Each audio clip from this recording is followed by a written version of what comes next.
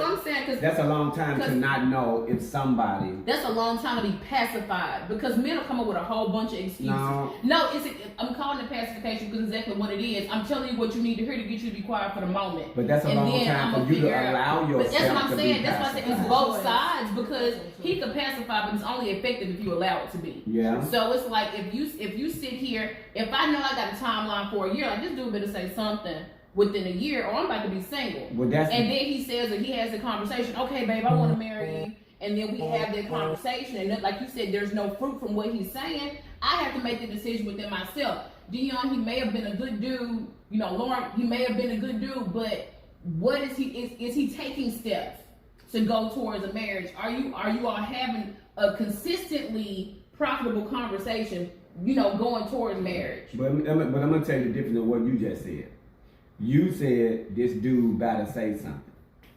What I'm telling you, I don't bring it up because I feel like, my personal opinion, I feel like a lot of times, a lot of women are so anxious to get married, they have those conversations, and then the man will just be having a conversation just to talk to them about it, and then the woman's like, oh, okay, he want to get married. No, y'all just having a general conversation. He may not have been talking about, you know, you two specifically. Right. So for me, I wait for him to bring it up so it won't seem like I'm pushing, because my biggest fear, and the reason why I'm like this is, my biggest fear is to be engaged to someone who only proposed to me just because they knew that was what I wanted and they weren't really ready. So guess what? Now this man that proposed to me, he wasn't ready. We done got married and he wasn't ready. And now I'm about to have a resentful husband, you know, for the rest of my doggone life until he gets over it. But that's why I was saying the difference, what I want to say, the difference was when you said, well, when you were saying that most women would say, he better say something. What I'm saying is, in relationships, this is your life too. Mm-hmm.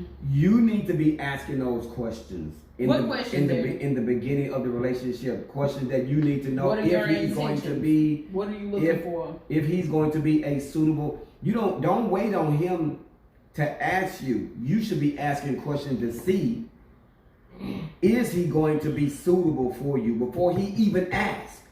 Because then that way you don't get to waste your time. For a whole year. Well, you're just going out dating, y'all going to the rec room, y'all going out to bowling, y'all having a lot of fun, and he seemed like a real good guy, and in his mind, we kicking it, we having so much fun. In your mind, I'm ready to be settled. I'm ready to be in a permanent relationship.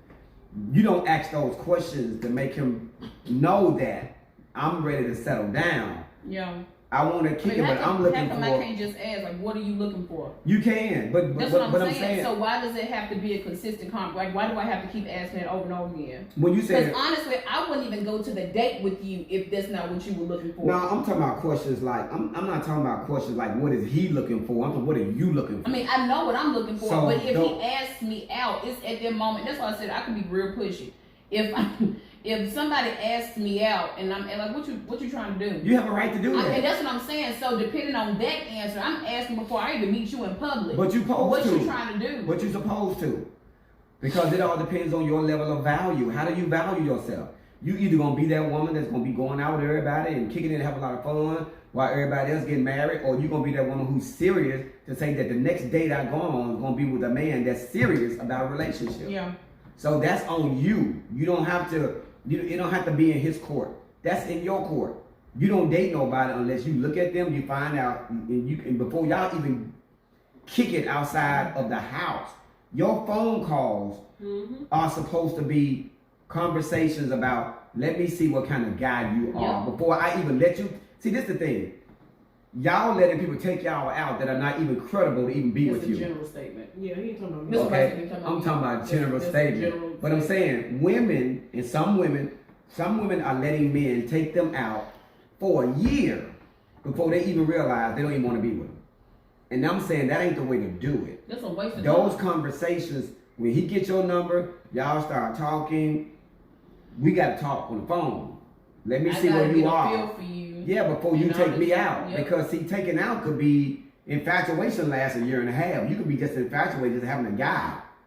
So you could be. Infatuation lasts like 6 months. No, baby, infatuation lasts over a year. It can last years. It can last over years. That means that you are so excited to even right now. You got people right now in this quarantine. They can't wait to just go out on a date. Then guess what? They finally get somebody. And the bad part about it is, in your mind, you thinking about all the things you want to do when you get a man. So guess what you're gonna do when you start dating? You're gonna do all those things Instead of focus on what's really necessary. Because in your mind, I always wanted to go on the beach. I always wanted to go to this city. I always wanted to go do this. So you trying to fulfill your wish list, and then you ain't asking the questions of you making a wish list with somebody who ain't gonna even be your husband.